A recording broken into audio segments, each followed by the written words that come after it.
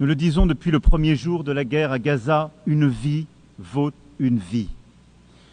Je le sais, pour avoir pris dans mes bras les familles des otages rencontrés à Tel Aviv puis à Paris.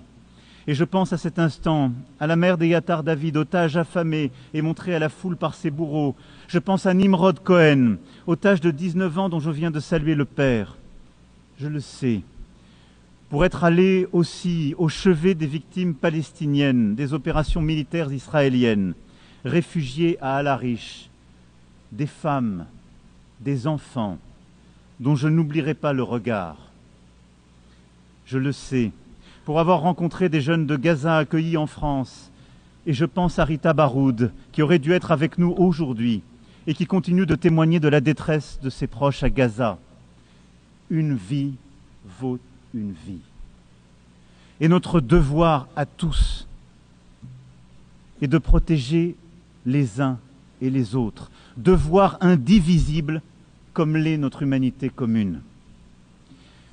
Une solution existe pour briser le cycle de la guerre et de la destruction.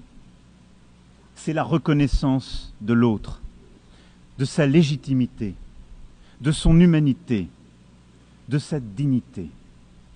Que les uns et les autres rouvrent les yeux et voient des visages humains, là où la guerre a placé le masque de l'ennemi ou les traits d'une cible.